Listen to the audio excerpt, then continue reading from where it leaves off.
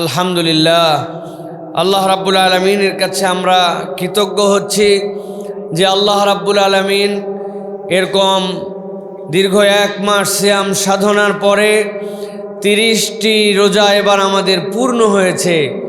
এরপরে আজকে এরকম চমৎকার উন্মুক্ত মাঠে আল্লাহ নবী সাল্লাল্লাহু আলাইহি ওয়াসাল্লাম যেভাবে ঈদের সালাত আদায় করতেন মাঠের মধ্যে, যে আমরা সেরকম ঘাসের জমিনের উপরে এরকম চমৎকার নয়নাভিরাম এক পরিবেশে আজকে ঈদের জামাতে আসতে পেরেছি। এই জন্য আল্লাহর কাছে আমরা কৃতজ্ঞ হচ্ছি। কালেমাতুশ শুকর আদায় করি, সকলে পড়ি আলহামদুলিল্লাহ।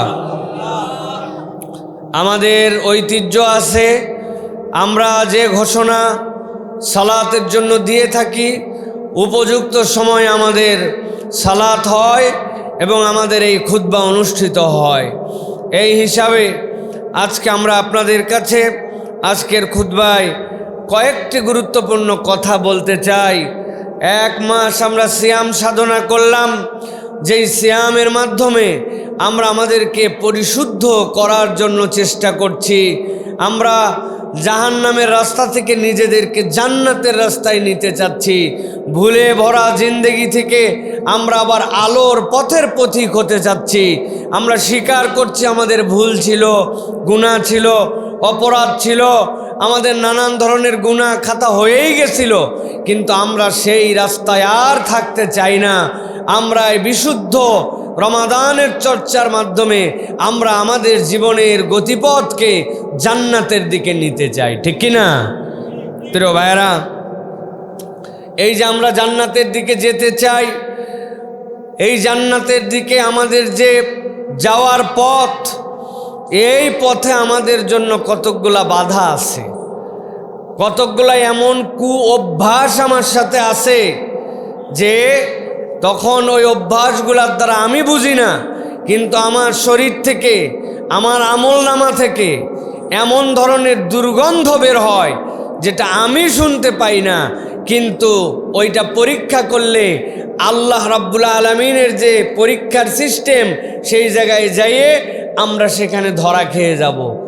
অনেক মানুষ উপরে অনেক সুন্দর দেখতে, রক্ত পরীক্ষা করে, পরীক্ষা করার পরে দেখা যায় রক্তের মধ্যে ভাইরাস, রক্তের মধ্যে ক্যান্সার। আরে উপরে একদম ভালো মানুষ, এই মানুষের কেমনে এই রোগ হয়? আমরা এরকম বলি কিনা ভাইয়েরা? বলি না আমরা এরকম?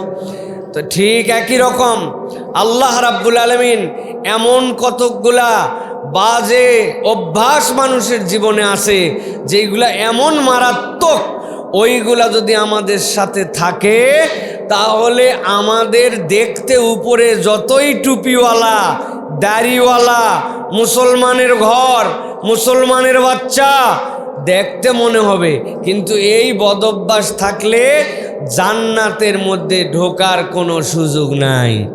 আচ্ছা বলেন তো, একটা মানুষের চেহারা দেখে কি বোঝা যায় যে এর অজু আছে না নাই?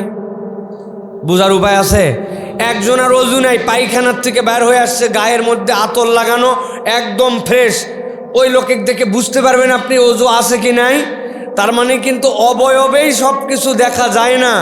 অজুর একটা নিয়ম আছে, অজু যে করছি এরকম আবার কোনো চিহ্ন আছে যে আমার গায়ের সাথে অজু আটকে আছে? নাই। আমি মূলত বুঝাতে চাই প্রিয় ভাইয়েরা, যারা আমাদের কথা শুনতেছেন, 5টা বদঅভ্যাস আমাদের জীবনে এমন আছে, আজকের মাঠ থেকে যদি আমরা সিদ্ধান্ত নিতে পারি যে আমরা এই বদঅভ্যাস মুক্ত জীবন গঠন করব, ইনশাআল্লাহ অপরাধ আরো হবে, কিন্তু আল্লাহ রাব্বুল আলামিন আমাদেরকে জান্নাতের দিকে নিয়ে নেবেন ইনশাআল্লাহ। এর 1 নম্বরে যেটা, সেটা হচ্ছে এই মাঠ থেকে শপথ নিতে হবে, ইমানদার যারা আমরা, মুমিন মুসলমান যারা আমরা, আমাদের সাথে মিথ্যার কোনো সম্পর্ক থাকবে না। ইমানদার নিজেকে মুমিন দাবি করবে, আবার নিজে মিথ্যুক হয়ে থাকবে। ইমানদার কখনো মিথ্যুক হতে পারে না। এই জন্য 1 নম্বর আমাদেরকে বুঝতে হবে যে মিথ্যা যেখানে, ইমানদার সেখানে থাকতে পারবে না। আমরা মিথ্যা মুক্ত জীবন আমাদের জীবনের সাথে সম্পৃক্ত করতে হবে। আল্লাহ রাব্বুল আলামিন বলছেন, সূরা আল ইমরান 61 নম্বর আয়াতের মধ্যে আল্লাহ বলছেন, ফামান হাজ্জাকা ফীহি মিন বাদি মা জাআকা মিনাল ইলমি ফাকুল তাআলাউ নাদউ আবনাআনা ওয়া আবনাআকুম ওয়া নিসাআনা ওয়া নিসাআকুম ওয়া আনফুসানা ওয়া আনফুসাকুম থুম্মা নাবতাহিল ফানাজআল লা'নাতাল্লাহি আলাল কাযিবিন। আল্লাহ বলছেন, কাফের মুশরিকরা জানতো কোরআন সত্য, আল্লাহর নবী সত্য, তারপরেও কেবলমাত্র বিরোধিতা করার জন্য বিরোধিতা করত। আল্লাহর কোরআন সত্য তাদের কাছে প্রকাশিত ছিল, আল্লাহর নবী সত্য, আল্লাহর হুকুম সত্য, সবগুলা প্রকাশিত ছিল, কিন্তু তারপরেও কেবল গাজোয়ারি করে নিজের স্বার্থের কারণে মিথ্যা কথা বলতো। আল্লাহ বলছেন, যদি তোমাদের সাহস থাকে, আল্লাহর নবীকে বলছেন, তাহলে তাদেরকে বলেন, আসো আমরা নাবতাহিল, আমরা আল্লাহর সামনে নিজেদেরকে পরীক্ষায় উপস্থাপন করি। তোমরাও তোমাদের বাচ্চাদেরকে ডাকবা, আমরাও আমাদের বাচ্চাদেরকে ডাকবো, তোমরাও তোমাদের পুরুষদেরকে ডাকবা, আমরাও আমাদের পুরুষদেরকে ডাকবো, তোমরাও তোমাদের সন্তানকে ডাকবা, আমরাও ডাকবো। ডাকার পরে খোলা আসমানের নিচে দাঁড়াবো, দাঁড়ানোর পরে আমরা বলতে শুরু করব, যদি আমরা সত্য হই তাহলে আমরা যেন বেঁচে যাই, আর যদি আমরা মিথ্যা কথা বলি আসমান থেকে যেন আমাদের প্রতি গজব আসে, আমাদেরকে যেন ধ্বংস করে দেওয়া হয়। আল্লাহ বলতেছেন কখনো তারাই সাহস করবে না। উল্টা আল্লাহ বলতেছেন, জেনে রাখো, জেনে রাখো, ফানাজআল লা'নাতাল্লাহি আলাল কাযিবিন। আমরা যদি অভিসম্পাদ যারা তাদের প্রতি আল্লাহর অভিসম্পাদ, যারা দুনিয়ার বুকে মিথ্যাবাদীদের পর লানত দিছেন কে? জোরে বলেন, মিথ্যাবাদীদেরকে লানত দিছেন কে? এই লানতের মালিক কে? আল্লাহ। আল্লাহ রাব্বুল আলামিন লানত দিচ্ছেন। আপনি আপনার অফিসের ম্যানেজার, আপনি আপনার অফিসের মালিক, কাকে চাকরিতে রাখবেন না রাখবেন এই সুপারিশ করার জন্য দুনিয়ার কারো কাছে আপনার কোনো ঠেকা নাই। মন চালো চাকরিতে বাইর করে দিবে, এটা কোনো সরকারি চাকরি না, আমার ব্যক্তিগত প্রতিষ্ঠান, বোঝানোর জন্য বলতেছি। নাউজুবিল্লাহ, আল্লাহর সাথে তো এটা যাই না এই কথা, কিন্তু তারপরেও বলতেছি, আল্লাহ কাকে লানত করবেন, কাকে ধ্বংস করবেন, এইটা জিজ্ঞাসা করার আল্লাহর কারো কাছে প্রয়োজন আছে? নাই। সেই আল্লাহ বলতেছেন যে জেনে রাখো, তুমি যদি মিথ্যুক হও, মিথ্যাবাদী হও, সত্য জানার পরেও যদি সত্য গ্রহণ না করো, আমি আল্লাহ লানত মিথ্যাবাদীর উপরে। নাউজুবিল্লাহ বলেন। আপনি হিসাব করে দেখেন, আমাদের জীবনকে হিসাব করে দেখেন, আমাদের জীবনে কেন জানি বরকত নাই, আমাদের জীবনে কেন জানি সুখ নাই, যা কামাই রুজি করে ওটাতে তৃপ্তি নাই, জীবনের মধ্যে টাইমের মধ্যে বরকত নাই, এত আনন্দ ফুর্তি হয় তারপরেও মনে হয় ভাল লাগে না, আগের মতো নিজেদের মধ্যে কোনো কিছুতে সুখ পাওয়া যায় না। এরকম আমরা বলি কি না ভাই? ওরে ভাই, আগে একটা জামা আব্বা কিনে দিছে, সুতির কাপড়, গজ কাপড়, 50 টাকা 100 টাকা গজ, বানানো 100 টাকা, ওই জামা পরে কি আনন্দ। আর এখন এক বন্ধু কিনছে জামা 3000, আসে শুনে আরেকজন কিনছে 4500। 3000 টাকার জামা কিনেও স্ত্রীরও মন ভালো না, বাচ্চারও মন ভালো না। কথা ঠিক কিনা? আমাদের থেকে তৃপ্তি উঠে যাচ্ছে প্রিয় ভাইরা। এটার কারণ কি জানেন? এটার অন্যতম কারণ, আল্লাহ উম্মতে মুহাম্মদীকে ডাইরেক্ট ধ্বংস করে দিবেন না আগের উম্মতের মতো। আগে যেরকম ডাইরেক্ট লানত আসতো, আল্লাহ শেষ করে দিতেন, কিন্তু উম্মতে মুহাম্মদীকে ওই যে তার অন্তরের থেকে তৃপ্তি উঠে গেছে, শান্তি উঠে গেছে, মন তার আর ভালো লাগে না, কামায়ে তার আর বরকত হয় না। এর অন্যতম কারণ নিচ থেকে উপর পর্যন্ত আমাদের মিথ্যা, মিথ্যা আর মিথ্যা। কথা ঠিক কিনা? বাপ মা নিজের সন্তানকে সান্ত্বনা দেয়ও মিথ্যা কথা বলে, ভালো করে পড়, এটা দিবনি, মিথ্যা কথা হয়, জানে এটা দিবে না, আছে না?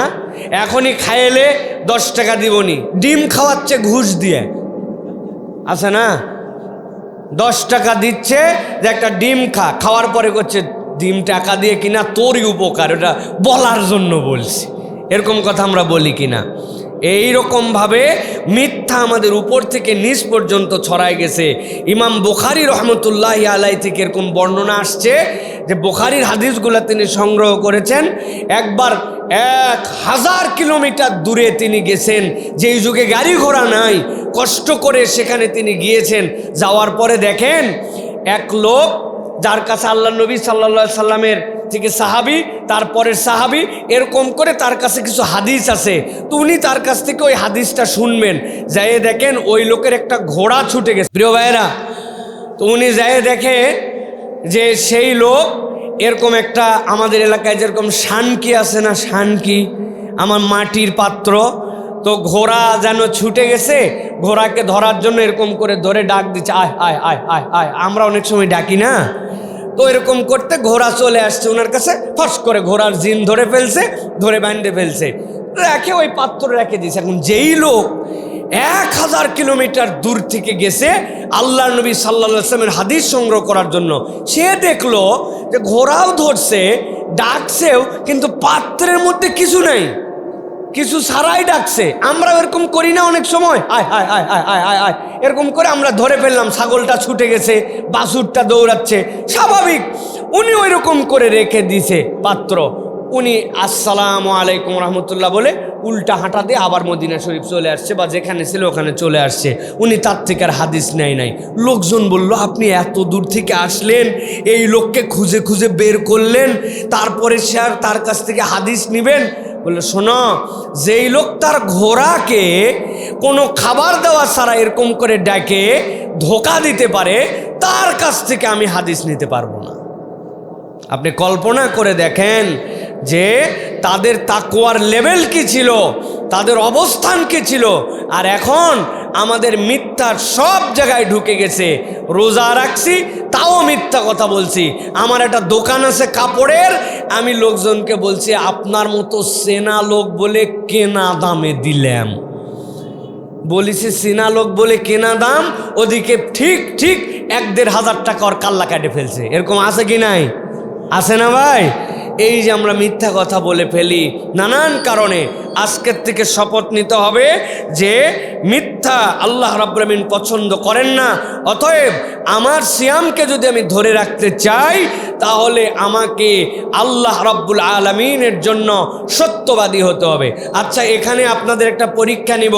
যারা আছেন এবার রোজা থেকে গোপনে পানি খাইছেন, গোপনে খাবার খাইছেন, কিন্তু বাহিরে মানুষকে বলছেন যে না খাইনি, এরকম মিথ্যা কথা কারা কারা বলছেন? হাত তোলেন। আছেন কেউ?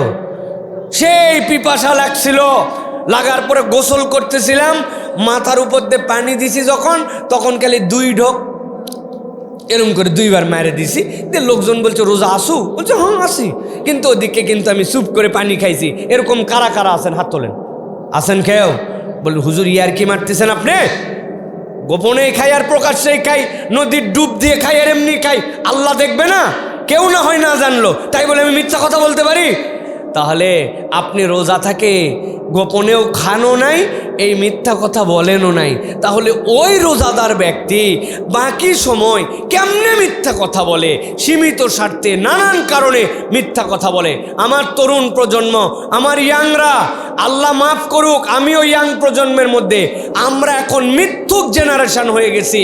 বাপমার সাথে মিথ্যা কথা বলি, মোবাইলে মিথ্যা কথা বলি। বলে কোথায় আসিস? বলছে এই তো কীর্তিপুর পার হলাম, তখনও ওই আসে নওগাঁ ব্রিজের উপরে, কিন্তু বাপমাক ফাঁকি দেওয়ার জন্য বলছে এই পার হচ্ছি বলে, চকতারটা পার হচ্ছে। আসে না নাই? এরকম মিথ্যা কথা আমরা বলে থাকি কি না? তাহলে এই যে পড়ালেখা হয়েছে, বাপমাক বলে দিচ্ছি আমি, হোমওয়ার্কও শেষ, পড়াও শেষ, পরীক্ষার প্রস্তুতিও শেষ, ওদিকে অথচ এগুলো কিছুই করেনি। প্রস্তুতি একটাই, খালি মোড়ের দোকানে যেয়ে বিড়ি খাওয়া, এছাড়া আর কোনো প্রস্তুতি তার নাই। এই যে আমরা মিথ্যুক নিচ থেকে উপর পর্যন্ত হচ্ছে, আমাদের যদি জেনারেশন পরিবর্তন করতে হয়, নিজেদের ভাগ্য পরিবর্তন করতে হয়, চরিত্র পরিবর্তন করতে হয়, আমার সামনে বিপদ হয়ে যেতে পারে, কিন্তু আমি মিথ্যা কথা বলবো না, এই শপথে বলিয়ান হতে হবে। পারবো ইনশাআল্লাহ? এটা গেল হচ্ছে আমাদের 1 নম্বর। প্রিয় ভাইয়েরা, আল্লাহ রাব্বুল আলামিন এই জন্য বলছেন যে দেখো, ওয়ামা ইউকাযযিবু বিহি ইল্লা কুল্লু মু'তাদিন আসিম, প্রত্যেক সীমালঙ্ঘনকারী পাপিষ্ঠরাই কেবল এটাকে মিথ্যা প্রতিপন্ন করে। কোন ব্যাপারে আল্লাহ বলছেন? আল্লাহ বলছেন এটা পরকাল দিবসের ব্যাপারে তারা মিথ্যা মনে করে এখনকার মিথ্যা বলে যাচ্ছি, হিসাব কে নেয় আমার? যারা মিথ্যা র্যান্ডম বলে আর মনে করে আমার হিসাব নেওয়ার মতো কেউ নাই, তাহলে সে প্রকারান্তরে পরকালকে অস্বীকার করে, মুখে মুখে স্বীকার করে, কিন্তু আসলে স্বীকার হয় না। এই স্বীকার হচ্ছে অস্বীকারীদের দপ্তরে চলে গেছে। আসলে ও 2 নম্বর ড্রেস পরছে। আমি এইবার রমাদান থেকে শুরু করে সব জায়গায় একটা উদাহরণ দিছি, আপনাদের কাছে উদাহরণটা আরেকবার দিয়ে রাখতে চাই। ধরেন আপনাদের এই মসজিদ, বড় মসজিদ, শুনেছেন, খবর পাইছেন যে মসজিদে আসরের সময় কে জানি জুতা চুরি করছে। বার হচ্ছে বৃহস্পতিবার আসরের সময়। যেই খবর গেছে আশপাশের বাজার পর্যন্ত যে একটা জুতা চোর ধরা পড়ছে, যে বিগত 7 দিন নামাজ পড়ে নাই, সেও হাতটা গুজায় আসতেছে যে বদমাইশ, মসজিদের জুতা চুরি। ওই কিন্তু 7 দিন নামাজ পড়েনি, কিন্তু জুতা চোর ধরা পড়ছে শুনে মারার জন্য দৌড়ে চলে আসে, গণধোলাই দেওয়ার জন্য। এরকম আছে কি না কিছু ভাই? ওই জুতা গত বছর 250 টাকা দিয়ে ওই লোক কিনছিল, মাত্র 9 মাস পরেছে। জুতার দাম কত এখন? মানে গত ঈদে 250 দিয়ে কিনে এখন 9 মাস পরে সেই জুতা চোর ধরা পড়ছে, তাক মারার জন্য বেনামাজি পর্যন্ত রেডি। যাই হোক, মারুক, জুতা চোর যেহেতু ধরা পড়ছে। কিন্তু হঠাৎ করে আপনি খবর পাইছেন যে একটা জুতা চোর ধরা পড়ছে, সেটা আবার পুলিশের ড্রেস পরে জুতা চোর ধরা পড়ছে। সবাই মিলে গেছে। আশ্চর্য কথা, পুলিশের রুচি যতই নিচে যাক, পুলিশ তো জুতা চুরি করার কথা না। এ কোন পুলিশ রে? চল তো। এমনি পুলিশের উপর মনে অনেকের রাগ আছে, এই সুযোগে একটা ধোলাই 2টা দেওয়াই লাগবে। যাইছে, যায় ধরছে, ধরার পরে চেক করে দেখে ওটা পুলিশ না, ওই মিশাই একটা গ্রাম পুলিশের ড্রেস বানাইছে, বানায়া জুতা চুরি করছে। এটা যদি ধরা পড়ে, 100 জুতা চুরি করার মার, আরেক শোট ভুয়া পুলিশ সাজার মার, এরপরে জমা দেওয়ার পরে থানা আরেক শোট মার করে বিচার দিবে যে তুই আইনের পোশাক পরে জুতা চুরি করলি কেন? কথা ঠিক কিনা? আমার কথা ভাই, যারা বেঈমান, অমুসলমান, যারা ইসলাম মানে না, আল্লাহ পছন্দ করে না, তাদের হিসাব বাদ দেন।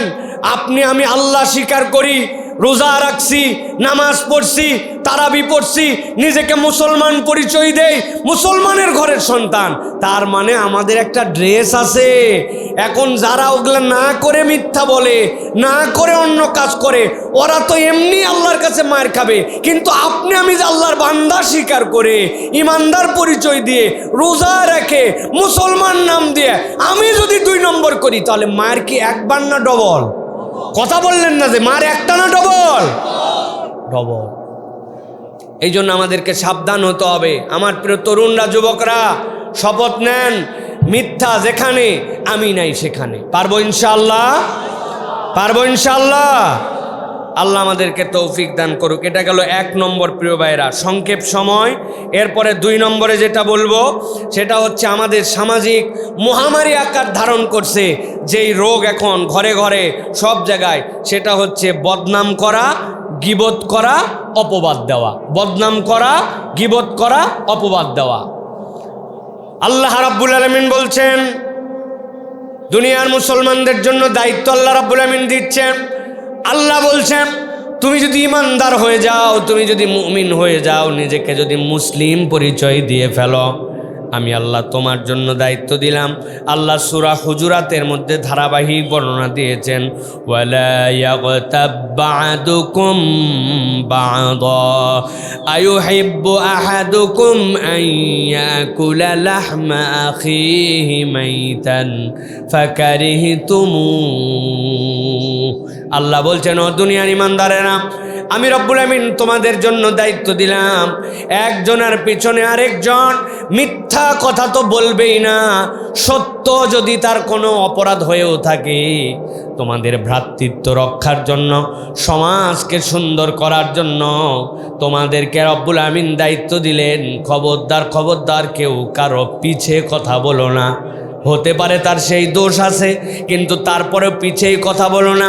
আল্লাহ বলছেন, আল্লাহর কাছে এটা কতটা নিকৃষ্ট জানো নাকি? তোমার মা পেটের মধ্যে গর্ভ ধারণ করছিল, হঠাৎ করে খবর পাইছে গর্ভের সন্তানটা মারা গেছে, এরপরে প্রসব হয়ে গেছে। চিন্তা করছো আমার মায়ের পেটেই তো ছিল, নষ্ট করে কি হবে, মাটি দিয়ে কি হবে, অতএব এইটাকে আমি জবাই করে কাটি, কাটার পরে টুকরা টুকরা করে রান্না করে খাই।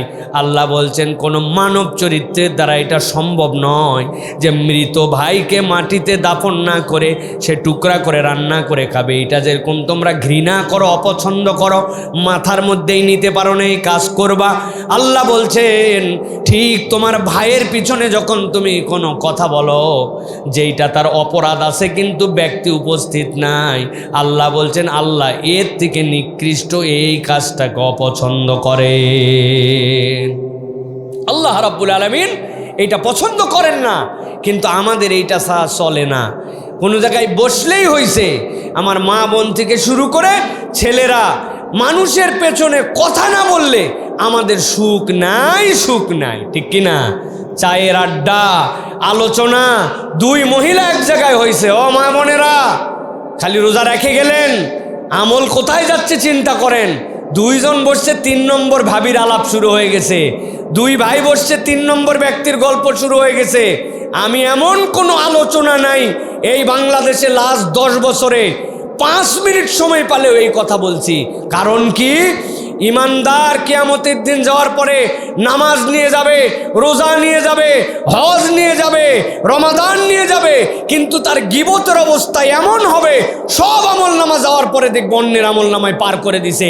0 পুঁজিতে সে সারাদিন ধরে মাছ ধরছে, বিরাট পুকুরে মাছ, জালও ভালো, মাছও ধরতে পারেন, কিন্তু যেই পলয়টা নিছিলেন পলয়ের তলাটা ফুটা, থাকবে তো মাছ? থাকবে না।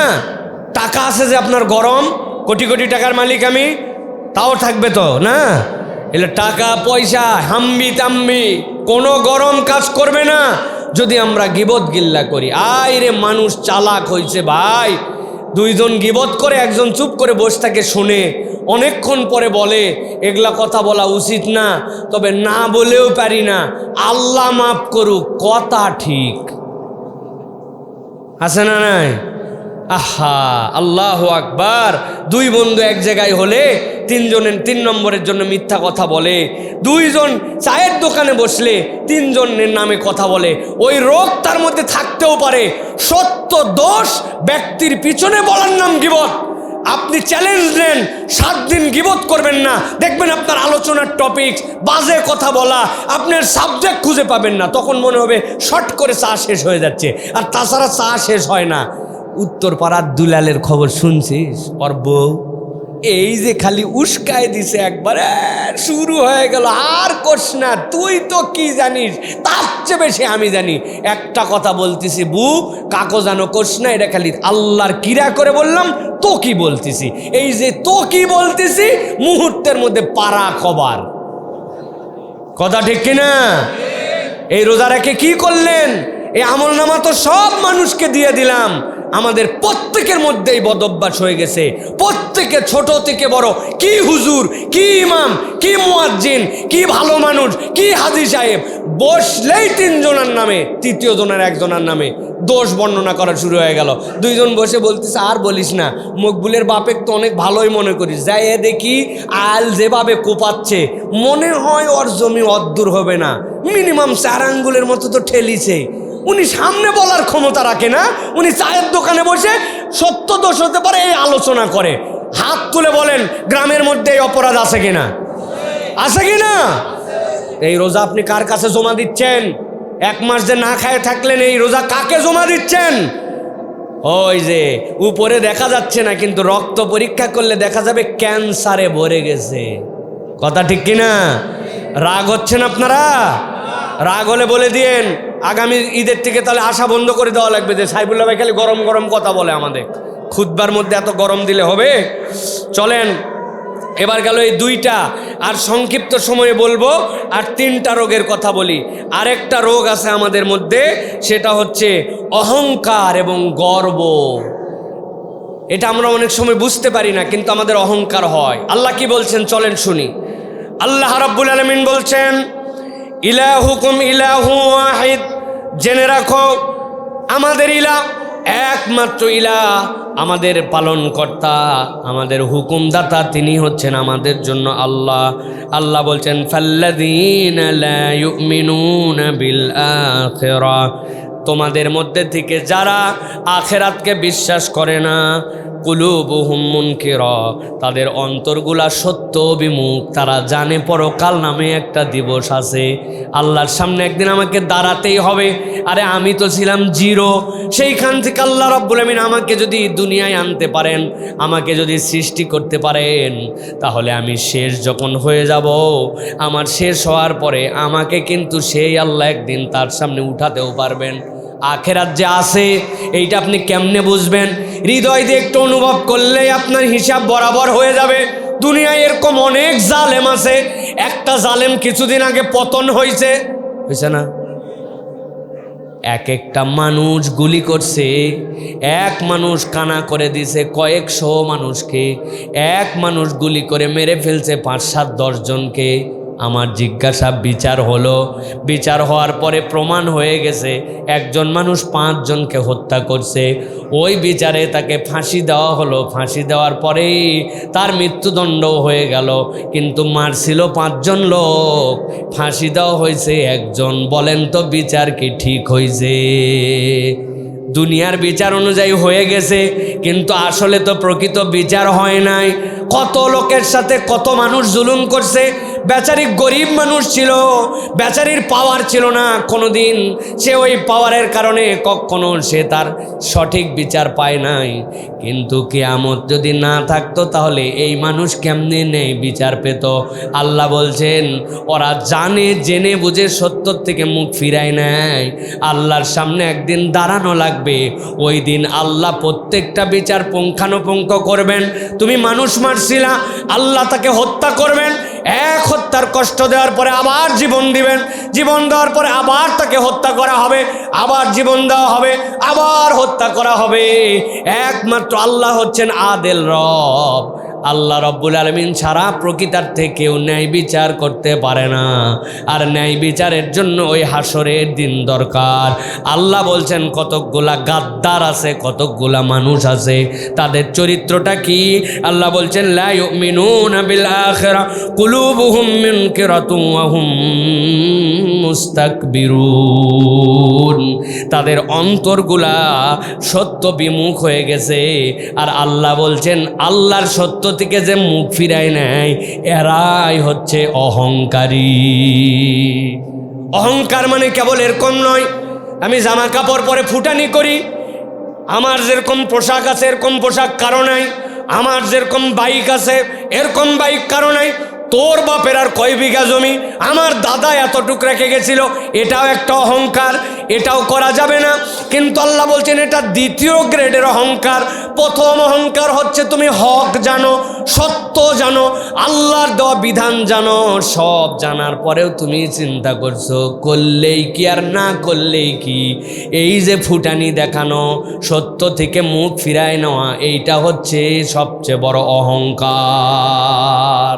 কে জানে না তার সালাত আদায় করা লাগবে? কে জানে না রমাদানে কিছু পড়ছে, ঈদের দিন থেকে আল্লাহর দয়ায় বাদ দিছে? এরকম মুসলমান অবশ্য আমাদের এই এলাকায় নাই।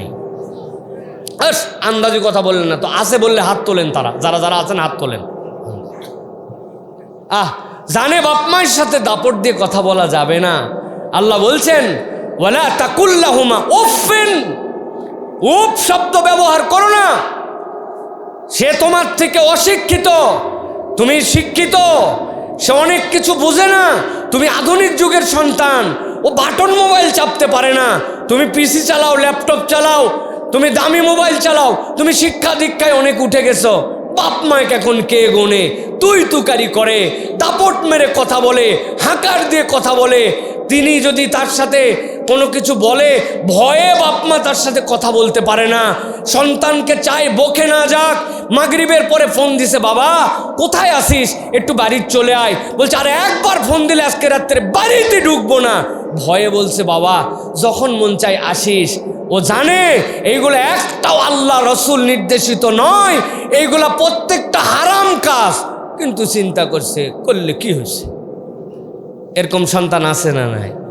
মুরাদপুরে অবশ্য নাই, আল্লাহর দয়ায়, তাই না? আছে। আহা, আল্লাহ বলতেছেন জেনে রাখো, ওয়াহুম মুস্তাকবিরুন, তুমি উদ্যত অহংকারী।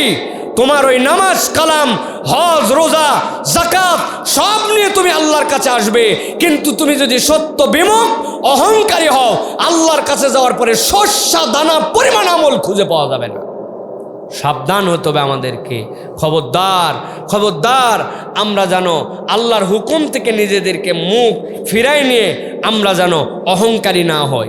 আল্লাহ সাবধান করছেন, মনে করুন আল্লাহ জানেন এরকম নন। লা জারামা আন্নাল্লাহা ইয়ালামু মা ইউসিররুনা ওয়া মা ইউলিনুন ইন্নাহু লা ইউহিব্বুল মুস্তাকবিরিন। আল্লাহ বলছেন, ও আমার আদরের বান্দা, তুই না রমজানের মধ্যে গোপনে কিচ্ছু খাইলি না, একা একা এক ঢোক পানি খাইলে অজু করার সময় এক কুলি গুলে ফেললে দুনিয়ার কেউ জানতে পারতো না, কিন্তু তুই সাক্ষ্য দিছিস আমার আল্লাহ গোপনেও যা আছে তাও দেখেন, প্রকাশ্যেও যা আছে তাও দেখেন। আল্লাহ বলছেন, যেই বান্দা এ স্বীকারোক্তি দিল সেই বান্দা কেমনে অহংকারী হয়, আল্লাহর হুকুম থেকে সেই বান্দা কেমনে পিঠ ফিরায় নেয়। এই জন্য আল্লাহ রাব্বুল আলামিন বলছেন, যেই আল্লাহ গোপনে জানেন প্রকাশ্য সব জানেন, নিশ্চয় তিনি অহংকারকারীকে পছন্দ করেন না। অতএব আল্লাহর হুকুম যদি একবার আমি জেনে ফেলি যেটা আমার রবের নির্দেশনা, এটা আমার আল্লাহ আমার জন্য হুকুম দিয়েছেন, এটা আল্লাহ আমার জন্য পালন করতে বলেছেন, আল্লাহর হুকুম জানার পরে আর সেখান থেকে দূরে ধরে থাকা যাবে না, ঠিক কি না? এই যে আমরা অনেকে আছি, ইয়াংরা, তরুণরা, আমাদের মায়েরা বোনেরা, ইয়াং মেয়েরা, তারা নামাজ কালামও পড়ে, বেপরদাও ঘোরে, আছে না নাই? হ্যাঁ, আল্লাহ আল্লাহ রসুল মানে দাড়িও কাটে, বিড়িও খায়। অবশ্য ঈদের সময় একবারে বিড়ি খায় না, তখন সিগারেটের ভিতর থেকে মাল ফেলায়া নওগাঁ থেকে ছোট পুরিয়া কিনে এনে গুঁজে এরপরে হালকা টানে, এই সময় বিড়ি খায় না। আছে, এই পার্টি আছে। আহা, আপনি জানেন এটা আল্লাহ কর্তৃক হারাম। শুধু হারাম নয়, আমল নামা বরবাদ হয়ে যাবে। আল্লাহ রসুল সাল্লাল্লাহু আলাইহি ওয়াসাল্লাম বলেছেন যে নেশা করে ও আল্লাহ রাব্বুল আমিনের সামনে দাঁড়াতেই পারবে না। জাহান্নামকে আল্লাহ রাব্বুল আমিন নির্ধারণ করে জান্নাত হারাম করে দিবেন তার জন্য। আপনি মনে করছেন অল্প একটু, তো এটা কি মদ? এটা একটু ধোঁয়া মারলে শরীরে জোশ আসে, আছে না? আবার গান গায়, এক টানেতে যেমন তেমন, দুই টানেতে রাজা, নওগাঁর অঞ্চলে উহার নাম গাঁজা। আহা, এই বাচ্চা কাচ্চা আমাদের নষ্ট হয়ে যাচ্ছে, এরাই মুসলমান পরিবারের সন্তান। আল্লাহ রাব্বুল আমিন এই জন্য বলছেন, খবরদার, রব যেটা তোমাকে নিষেধ করেছেন সেটার থেকে যদি তুমি জড়িত হও নিজে, ওইটাই তোমার জন্য সবচেয়ে বড় অহংকারী নেচার, যে তুমি অহংকার করতেছো, আল্লাহর হুকুমকে পাত্তা দিচ্ছ না। এই যে রোজার মাসে কি সুন্দর ছেলে কতগুলো দেখলাম মুখে দাড়ি রাখছে, ঈদের দিন সকাল খালি নামাজ পড়ে যাইয়েই এ টান কি সে টান দিয়ে দাড়ি চকচকা করে ফেলবে। তো এতদিন পর্যন্ত আপনি কার নির্দেশে দাড়ি রাখলেন, আর এখন কাটে ফেলতেছেন কার নির্দেশে? রাগ হলেন ভাই? রাগ হলেন? রাগ হবেন না ভাই, এটা আল্লাহর নির্দেশ। আল্লাহ যদি মনে করতেন যে এটা দিয়ে খারাপ, তাহলে আল্লাহ যেরকম হাতের নিচের পশম কেটে ফেলতে বলছেন, নাভির নিচেরটা কাটার নির্দেশ দিয়েছেন, আল্লাহ এটাও কাটতে বলতেন। তার মানে আল্লাহ এটা চাইছেন ছেলে মানুষের থাক, ওই জন্য আল্লাহ দিছে। তা আপনি আল্লাহর নবীর নির্দেশ, সকল পয়গম্বর, সকল সাহাবী, সবার নির্দেশ, আপনি এটা তারপরে রাখেন না কেন? বলেন তো ভাই, কেন আপনি রাখতে পারেন না? ওই যে রাখলাম না, না রাখলে কি হবে? এখনো বয়স হয়নি, 25 বছর হোক, বিয়ে হোক, তারপরে হবে। তা আল্লাহ একটু ভুল করেছে, আল্লাহ বোঝেনি যে আপনার বিয়ের পরে এটা দেওয়া উচিত ছিল, তাই না? বলেন ঠিক ঠিক বললে ইমান চলে যাবে। আহা, কি একটা অবস্থা! মুরব্বি হয়ে গেছে রে ভাই, আপনি কি আবার বিয়ে করবেন নাকি? আপনি নতুন করে বিয়ের সম্ভাবনা আছে নাকি? তো দাড়ি থন না কেন? কি সমস্যা আপনার? বলছে রাখতে তো চাই, কিন্তু তোমার চাচি আম্মা লাইক করে না। বাবা, উনার বউ নাকি লাইক করে না, এই জন্য উনি এখনো দাড়ি রাখতে পারতেছে না। এইরকম অপদার্থের মতো কথাবার্তা বলেন না, আল্লাহ অপছন্দ করবে। আল্লাহ চাইছে আপনি পুরুষ হন, এটার মধ্যে স্বকীয়তা আছে, সৌন্দর্য আছে। আমি সাইফুল্লাহ যদি মরে যাই আর ওসিয়ত করে যাই, মরার পরে আমার মাথার মধ্যে রুমাল দিয়া, ওই যে পাগড়ি পরে আছে আমার ছোট ভাই, আমার পাগড়ি দিয়া আমাকে কবরে নামায়ও, আর গায়ের মধ্যে সাদা জুব্বা দিবেন আপনারা? বলবে করতে হুজুর আপনি আসছেন আন্দাজে, মরার পরের পোশাক আমাদের জানা আছে, ছেলেদের জন্য 3 খণ্ড, কিসের জুব্বার কিসের আপনি আন্দাজে পাগড়ি লাগাচ্ছেন? ওগুলো আমরা দিতে পারবো না, ওগুলো নিয়ম নাই। বড় হুজুর ছোট হুজুর যত হুজুরের কাছে যান, কোনো হুজুর ফতুয়া দিবে না, সব হুজুর একই কথা, কথা ঠিক কিনা? কিন্তু কবরে যাওয়ার পরে কে কখন যাব জানি না, জিজ্ঞাসা করা হবে মান হাযার রাজুলুল্লাযী বুইসা ফি কবরিক, দেখো তো এই কবরে যিনি আসছেন চিনতে পারো কিনা? মান নাবিয়ুকা, তোমার নবীকে কিভাবে চিনবেন?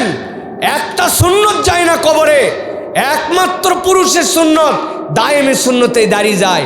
আপনার নবী জীবনের শুরু থেকে কোনোদিন দাড়ি ছাঁটে নাই, কাটে নাই, আর আপনি 40 বছরের পরে দাড়ি রাখার নিয়ত করছেন, দাড়ি না রাখেই মরে গেছেন, হিসাব বরাবর হবে? নবী আপনাকে চিনবেন, আপনি নবীকে চিনবেন? বুঝেন তো একবার। আপনি আপনার পার্টির বিরুদ্ধে কথা বলে দেখেন দেখি, আপনি বিএমপি করেন, আর বিএমপির প্রতিষ্ঠাতার বিরুদ্ধে একটু গালাগালি করে আবার বলেন তো আমি বিএমপি করি, আপনার ঠ্যাঙ্গায় লাল করে দিবে। ব্যাক কল, আমাদের প্রতিষ্ঠাতার বিরুদ্ধে কথা বলে তুমি আমার বিএমপি মারাও, এই এলাকাতে আসলে ঠ্যাং গুঁড়া করে ফেলবো, কি বলবে কি না? আপনি আপনার লিডারের বিপক্ষে চললে পার্টিত নেয় না, তার বিপক্ষে বললে আপনাকে সাথে নেয় না, আর আপনি মুহাম্মদ সাল্লাল্লাহু আলাইহি ওয়াসাল্লামের তরিকার মধ্যেই নাই। নবী মিথ্যা বলতো না, অহংকার করতো না, গীবত করতো না, মুখে দাঁড়িয়ে ছিল, কিছু নাই, আপনাকে সবাই মিলে নিয়ে নবীর কাঁধের উপর বোঝা চাপাই দিল, আলা মিল্লাতে রাসূলিল্লাহ, নবী তুমি লিয়া খাও। তাই তো না? হাসি হাসি হাসি করে বলতেছি কথা, কিন্তু এটা হাসির কথা নয়। আমাদেরকে এখান থেকে বাঁচতে হবে প্রিয় ভাইয়েরা, সময় শেষ। আর 2টা পয়েন্টের কথা বলি, আরেকটু বলি নাকি প্রিয় ভাইয়েরা? এরপরে যেটা বলবো সেটা হচ্ছে আমাদের জীবনের আরেকটা ভাইরাস। আজকের মতো এত সুন্দর আবহাওয়া, এই মাঠে নামাজ পড়ছি কিনা আমরা সন্দেহ আছে, ঠিক কিনা ভাই? মানে এত সুন্দর পরিবেশ আল্লাহ রাব্বুল আমিন করে দিছে। ঢাকার দিকে নামাজ হচ্ছে না, খবর পাইছি, সব বৃষ্টিতে পয়মাল হয়ে গেছে। আর আমার ঘোষণা, আমি যতদিন খুতবা দিব মাঠেই নামাজ পড়ব, মসজিদের খতিব আমি না, কোনো মসজিদে নামাজ আমরা পড়ব। সব নামাজই তো মসজিদে পড়ি। নবী সাল্লাল্লাহু আলাইহি ওয়াসাল্লাম যদি মসজিদে পড়া লাগতো, মসজিদে নববীর ফজিলত কি কম? কিন্তু নবী করিম সাল্লাল্লাহু আলাইহি ওয়াসাল্লাম নববীতে না পড়ে মাঠে চলে গেছেন। এই জন্য আল্লাহ যেন আমাদের এই মাঠের নামাজ এবং এই মাঠ প্রতিষ্ঠিত করতে, এই মাঠকে উন্নয়ন করতে যারা যারা সহযোগিতা করছে, আল্লাহ যেন উত্তম বিনিময় দান করে। প্রিয় ভাইয়েরা, সংক্ষেপে বলিয়া, এরপরে একটা হচ্ছে আমাদের আরেকটা ভাইরাস, সেটা হচ্ছে আমরা অনিয়ন্ত্রিত রাগী মানুষ হয়ে যাচ্ছি। আমরা রাগ নিয়ন্ত্রণ আর করতে পারি না। রাগ বড় ভয়ঙ্কর জিনিস, এটা আমাদের সব আমলগুলাকে নষ্ট করে দেয়। এই জন্য আমাদেরকে রাগ নিয়ন্ত্রণ করতে হবে প্রিয় ভাইয়েরা। আল্লাহ রাব্বুল আলামিন বলছেন, তুমি যদি রাগ নিয়ন্ত্রণ করো আর মানুষকে যদি ক্ষমা করতে শেখো, এর থেকে বড় নিয়ামত আর কিছু নাই। হযরত আবু বকর রাদিয়াল্লাহু তাআলা আনহু যখন মক্কায় ছিলেন, আবু বকর রাদিয়াল্লাহু তাআলা একজন সাহাবীকে পেট্রোনাইজ করতেন, বাজার হাট সংসার সব কিছুর খরচ তিনি চালায় দিতেন। বেচারি গরিব মানুষ ছিল, বলতেন তুমি খালি দ্বীনের পথে থাকো, তোমার যা লাগে সব আমি দেখব। এরপরে আবু বকর রাদিয়াল্লাহু তাআলা যখন মক্কা থেকে মদিনায় চলে আসলেন, তাকে বলে আসলেন পরিবার নিয়ে গোপনে চলে এসো, মদিনায় তোমার পরিবার পরিজন সব আমি দেখব। আল্লাহর নবীর সাহাবে আবু বকর তার খাওয়া, তার পড়া, তার বাজার সব কিছু দেখেন। আল্লাহ নবী সাল্লাল্লাহু আলাইহি ইসলামের যুদ্ধ একটা দিলেন, আল্লাহ নির্দেশ দিলেন, ওই যুদ্ধে আল্লাহ নবী রওনা হলেন। ওই যুদ্ধে হযরত আয়েশা সিদ্দিকা রাদিয়াল্লাহু তাআলা আনহাকে নিয়ে গেছিলেন। ভালো করে খেয়াল করে দেখেন, আপনারা জানেন কিনা এই ঘটনা। আয়েশা সিদ্দিকা রাদিয়াল্লাহু তাআলা আনহা একটা উটের হাওদার মধ্যে ছিলেন, বড় হালকা মানুষ, কম বয়সী মানুষ। নবীজি যখন ফেরত চলে আসতেছেন, আসার সময় হযরত আয়েশা সিদ্দিকা রাদিয়াল্লাহু তাআলা আনহার গলার মধ্যে একটা সোনার চেন ছিল। কিভাবে যেন চেনটা মিসিং হয়ে গেছে। ওই চেন খোঁজার জন্য হযরত আয়েশা সিদ্দিকা রাদিয়াল্লাহু তাআলা আনহা উটের পিঠ থেকে নামছেন। নামার পরে চেন খুঁজতেছেন, কিন্তু মানুষজন তো আর জানে না যে উম্মাতুল মুমিনিনের ভিতরে নাই। তার উট মনে করছে ভিতরেই আছে। যিনি উট চালক ছিলেন তিনি উট নিয়ে চলে আসছেন। আয়েশা সিদ্দিকা দেখলেন আমার উট তো নাই। পরবর্তীতে কিছু সাহাবী ছিলেন, তারা সম্মান করে আয়েশা সিদ্দিকা রাদিয়াল্লাহু তাআলা আনহাকে উঠাই দিলেন। ওই উটের উপরে উঠায় পিছনে পিছনে নিয়ে আসলেন। মুনাফিকরা সুযোগ গ্রহণ করে ফেলল। তারা বলল আয়েশা সিদ্দিকা রাদিয়াল্লাহু তাআলা আনহা যেইগুলা সাহাবীর সাথে আসছে এরা সব যুবক সাহাবী। আয়েশা সিদ্দিকা রাদিয়াল্লাহু তাআলা আনহা এমন কোনো অন্যায় কাজ করছে নাউজুবিল্লাহ, তাছাড়া কেন সে পরে আসবে? আল্লাহ নবীর ব্যাপারে এরকম, নবীর স্ত্রীর ব্যাপারে এরকম তহমত দিয়ে ফেললো মুনাফিকেরা। আল্লাহ নবী পর্যন্ত এটাতে মনে ব্যথা পাইলেন। পাওয়ার পরে বললেন আল্লাহর পক্ষ থেকে যদি আয়েশার পবিত্রতার ঘোষণা না আসে এর আগ পর্যন্ত আমি আয়েশার কাছে যাব না। মুনাফিকরা তো মুনাফিকই করবেই, কিন্তু আবু বকর রাদিয়াল্লাহু তাআলা আনহু যেই মানুষটাকে মক্কায় চালাতেন, মদিনায় আসার পরেও যেই মানুষটার সংসার চালাতেন, মুনাফিকদের প্রতারণায় পড়ে ওই সাহাবী পর্যন্ত তাদের সাথে হোঁ দিয়ে বসলেন। আয়েশার চরিত্র এরকম হলেও হতে পারে, নাউজুবিল্লাহ বলেন। কেমন কষ্ট লাগবে যেই মানুষ তার দেখভাল করে, খাওয়া পড়া তার টাকায় হয়, অথচ সেই মানুষের বিপক্ষে এরকম কথা বলে বসলো। আবু বকর রাদিয়াল্লাহু তাআলা রাগ করে ওই সাহাবীকে বললেন আজকের থেকে মিস্তাহ, তোমার আর কোনো খাওয়া পড়া তো দূরের কথা, আমার সাথে তোমার আর কোনো সম্পর্কই নাই। স্বাভাবিক, নিজের মেয়ের ব্যাপারে নিজের ভাই যাকে এতদিন বড় করলেন, অন্যরা দোষ বললেও তো তুই তো আমার পক্ষে অন্তত থাকবি, এতদিন পর্যন্ত আমি তোরে দেখভাল করলাম। হযরত মিস্তাহ এই ভুল করে বসলেন। আবু বকরও রাগ করে বলে বসলেন আর কোনোদিন তোমাকে কোনো সহযোগিতা করব না। সবাই মিথ্যা কথা বললেও তুমি আমার মেয়ের ব্যাপারে কেমনে এই কথা বলো? আল্লাহ রাব্বুল আলামিন আয়েশা সিদ্দিকা রাদিয়াল্লাহু তাআলা আনহার পবিত্রতা ঘোষণা দেওয়ার আগেই আয়াতে কারিমা নাজিল করলেন, ওয়ালা ইয়াতালি উলুল ফাদলি মিনকুম ওয়াসসা আইয়ুতু উলিল কুরবা ওয়াল মাসাকিন ওয়াল মুহাজিরিন ফি সাবিলিল্লাহ وَلْيَعْفُوا وَلْيَصْفَحُوا أَلَا تُحِبُّونَ أَنْ يَغْفِرَ اللَّهُ لَكُمْ وَاللَّهُ غَفُورٌ رَحِيمٌ। আল্লাহ বললেন, ও আবু বকর, আপনি একজনকে অল্প কিছুদিন সহযোগিতা করেছেন, কিন্তু আপনার সহযোগিতার কারণে সে তার ভুল সিদ্ধান্তে কোনো একটা ভুল কথা বলে ফেলছে, কিন্তু কোনো মুহাজির, কোনো আল্লাহর বান্দার এই কথা বলা উচিত নয় যে উপকার করেছে সেটার খোঁটা দিবে তাকে, এটা উচিত নয়। বরং ইমানদারের দায়িত্ব ফালিয়াফু ওয়ালিয়াসফাহু, সে যেন ক্ষমা করে দেয়, সে যেন তার দোষ ত্রুটি উপেক্ষা করে, সে যেন ওভারলুক করে, সে যেন এটাকে গোনার মধ্যে রাখে না। কেন এটা করতে হবে জানো নাকি? আল্লাহ বলছেন, আলা তুহিব্বুনা আন ইয়াগফিরাল্লাহু লাকুম ওয়াল্লাহু গফুরুর রহিম।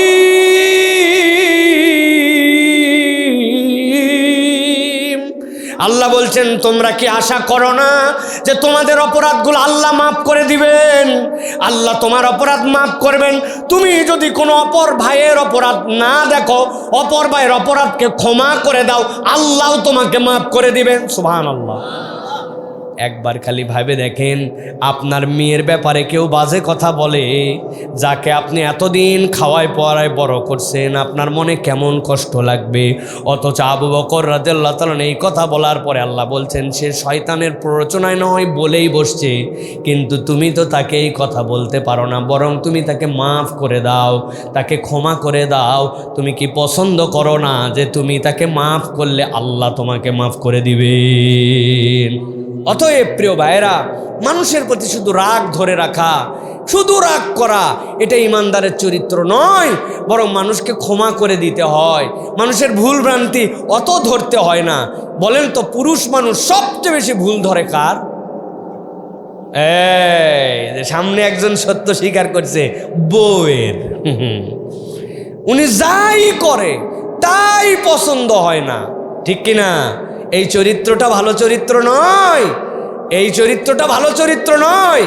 এই মহিলাকে আপনি নিয়ে আসছেন, মনে করছেন ওটাই আমার বাবুর্চি, ওটাই আমার ধোপা, ওটাই আমার বাড়ি সারানার লোক, মানে একসাথে ওটাই আমার গোয়াল তোলার লোক, একটাই মানুষ আনা গেছে, আমি মোটামুটি নিয়ে আসছি না। এই চরিত্রটা ভালো নয়। মাল্লাম ইয়াশকুরিন নাস লাম ইয়াশকুরিল্লাহ। আপনি যদি বান্দার কৃতজ্ঞ না হন, আপনি আল্লাহর কৃতজ্ঞতা আদায়ের যোগ্যতাই অর্জন করতে পারেন না। যে আপনার একটু উপকার করে তাকে ধন্যবাদ দিতে শিখেন, থ্যাঙ্কস বলতে শিখেন। স্ত্রীকে জীবনে কোনোদিন বলছেন যে বউ তুমি আমার সংসারটা কি সুন্দর করে আগলায় রাখছো, এই যে বাসনপত্র ধোয়া, কাপড় চুপুর, এই সন্তান প্রতিপালন করা, এগুলো সোজা কাজ নয়, তুমি এগুলো অনেক কষ্ট করে করো, আল্লাহ তোমাকে উত্তম বিনিময় দান করুক, আমি তোমার প্রতি কৃতজ্ঞ আছি। যদি মন না টানে, তাহলে আমি আপনাকে একটা ছোট্ট দায়িত্ব দিচ্ছি, আপনার স্ত্রীকে তার বাপের বাড়িতে 7 দিনের জন্য বেড়াতে দিয়া বলবেন তুমি খালি সিঙ্গেল যাবে, বাচ্চা কাচ্চা সব আমার কাছে রেখে যাও, রান্না বাড়া সব কিছু আমিই দেখতেছি, কোনো হেল্প নেওয়া যাবে না। নিজেদের দায়িত্বে খালি যদি সেহরি নেওয়া হতো তো 25টা রোজা না খায় সেহরি থাকা লাগতো আপনার। কত বড় মরদালি আপনি জানি না, আমি নিজেও তো সেই গ্রুপের মধ্যে। সে ডাকে না তুললে আমাদের সেহরি হয় না। আপনি একবার হুঁশ করলেন না, সবার শেষে ঘুমাতে গেল, সবার আগে উঠলো, আপনি আমি সকালে ঘুমালাম, সে বাসনপত্র ধোয়া, ছোট ছোট যেগুলা বাচ্চা রোজা থাকেনি তাদেরকে খাওয়ালো, আবার আমাদের ঘর গোয়াল রান্না বাড়া সব করলো, আর আমি এক সকাল থেকে কিছু কাজ করে আসে বাপরে তৃষ্ণায় বুক ফাটে যাচ্ছে, শীত হয়ে মোবাইল খালি ঠেলে একবারে পার করে দিচ্ছি। তো উনি তো আপনার কাছে কিছু চায়নি, একটু থ্যাংক ইউ তো বলতে পারি, একটু ধন্যবাদ তো দিতে পারি, একটু দোয়া তো করতে পারি। হাত তুলতে হবে, হাত না তুললে খবর আছে। এই রোজার মধ্যে স্পেশালি হাত তুলে নিজের স্ত্রীর জন্য, বউয়ের জন্য কারা কারা দোয়া করছেন? আবার যাদের বিয়ে করেননি তারা হাত তুলেন না আবার। আমরা এতগুলা লোক 20 জনও হাত তুলতে পারি নাই, তা আমার স্ত্রী কি আমার দোয়ার হকদার নয়? হ্যাঁ, আল্লাহ আমার স্ত্রীকে মাফ করে দাও, আমার স্ত্রীর সাথে আমাকে এক জান্নাতে রেখো আল্লাহ। আল্লাহ ওর বাপ মাকে মাফ করে দাও, ওর নানা নানিকে মাফ করে দাও। আল্লাহ আমার কোনো আচরণ দ্বারা যদি আমার স্ত্রী মনে কষ্ট পায়, আল্লাহ ভুলে অনেক সময় বলে ফেলছি, পুরুষ মানুষ আমাদের রাগ হয়ে যায়, ইনকাম করি কষ্ট করি, আল্লাহ এটা আমাকে ক্ষমা করে দিও, আমার স্ত্রীকেও আমাকে ক্ষমা করে দেওয়ার মতো তৌফিক দাও আল্লাহ। আমি যদি তার আগে মারা যাই, সেজন্য আমার চারিত্রিক সার্টিফিকেটটা দিতে পারে আল্লাহ। আমার অনেক রোগ ছিল, অনেক খারাপ দিক ছিল, কিন্তু আমি দুশ্চরিত্র ছিলাম না, সে ছাড়া অন্য কোনো মহিলার সাথে কোনোদিন মিলিত হই নাই। আল্লাহ সে যেন আমাকে এই সাক্ষ্যটা দেয়, তুমি তাকেই বুঝ দিও আল্লাহ, আমাকেও আল্লাহ ভালো স্বামী হওয়ার তৌফিক দিও। এই দোয়া করছেন? কি পিকআপ নিয়ে ঈদগাহে চলে আসছে, অথচ উনারা সকালবেলা পায়েস রান্না করে খাওয়ায়া আমাদের বিদায় দিছে। কি আমি সকালবেলা উঠে আজকে গরম দিচ্ছে, আমার মোজা রেখে দিলাম, মোজা খুঁজে পাই না। আল্লাহর কি কাম, আমি টুপি খুঁজে পাই না, মোজা খুঁজে পাই না। এই মহিলা না থাকলে আমার জীবন বরবাদ। আমি রাখা জিনিস খুঁজে পাই না, আর সে কেমনে জানি খুঁজে পায় আমার জিনিসপত্র। আপনাদের হয় কি না? হয়। তাহলে তার প্রতি আমার কৃতজ্ঞতা কোথায়? খালি ঝ্যাং ঝ্যাং ঝ্যাং ঝ্যাং, খালি রাগ, খালি পিকা পালা কথাবার্তা, খোঁচা মারা কথাবার্তা। আল্লাহ বলছেন না, এটা ইমানদারের চরিত্র নয়। এই রমাদান থেকে শপথ নিতে হবে যে আমরা আদর্শ মানুষ হব। আমরা অকারণ, বিনা কারণ, বাজে কারণ, শয়তানের প্ররোচনায় রাগ করব না। পারবো ইনশাআল্লাহ। একটা গল্প শোনাই আপনাদের কাছে।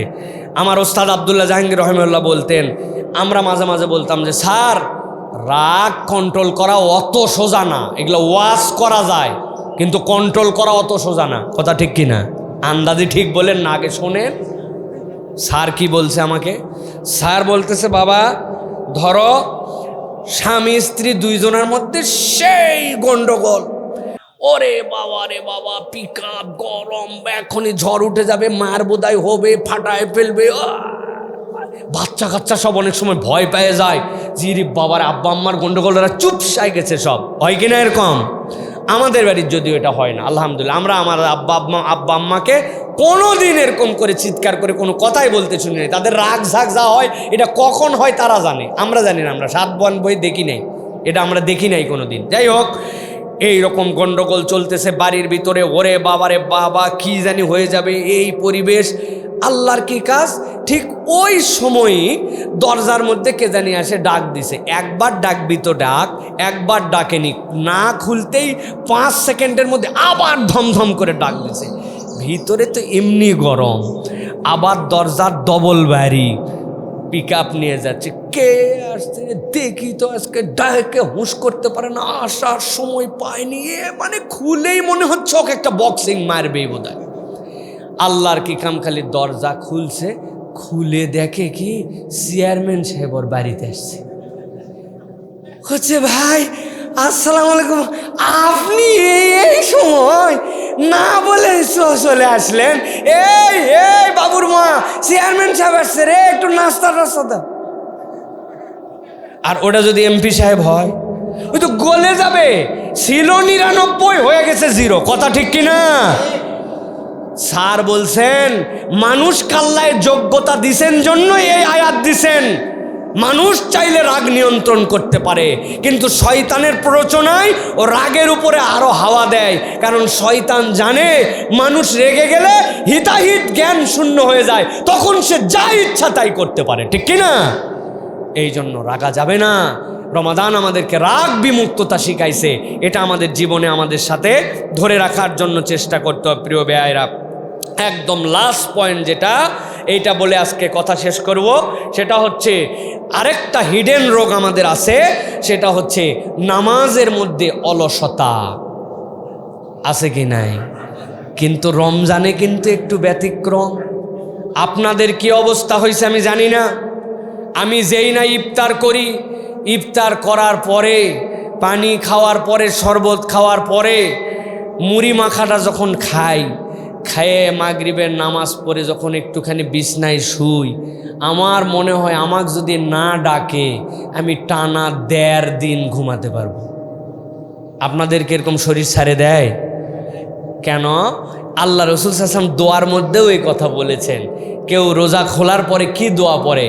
রোজা খোলার পরে দোয়া পড়ে যে আল্লাহ, আপনি আমার জন্য যেই খাবার দিলেন, এই খাবার খেয়ে জাহাবাতিল জামা ওয়াবতাল্লাতিল উরুক, আমার শিরা উপশিরাগুলা ঠান্ডা হয়ে গেছে, ও সাবাতাল আজরু ইনশাআল্লাহ, আল্লাহর পক্ষ থেকে আমার রিওয়ার্ড, আল্লাহর পক্ষ থেকে সওয়াব নির্ধারণ হয়ে গেছে। তো শিরা উপশিরা ঠান্ডা হয় বলেই না আল্লাহ নবী এই দোয়া করছে। সারাদিন টিস্যুর মধ্যে পানি ছিল না, এখন একটা রিল্যাক্স। কিন্তু শুয়ে থাকতে থাকতে হঠাৎ করে তাকায় দেখে 7:45। রে বাবারে, 50-এ নামাজ, 8টায় নামাজ, সিটে উঠে পড়ছে। উঠে পড়ে শরীর টানে না, তাও অজু করছে, অজু করে রেডি হয়ে মসজিদে চলে গেছে। যে অন্যদিন ফরজই পড়তে চায় না, এখন ফরজ পড়ছে, আবার 8 রাকাত, 12 রাকাত, 20 রাকাত তারাবি পড়ছে, বেতের পড়ছে। যেই লোকে ফজরের সময় ডাকে উঠানো যায় না, ওই লোক সাহারি করে আর শোয়নি যে নামাজ না পড়ে শুই কেমনে, সে ফজরের নামাজ পড়ছে। আমাদের জীবনে একটু হলেও পরিবর্তন হয়েছে কি হয় নাই? কথা বলেন জোরে, হয়েছে কি হয় নাই? হয়েছে।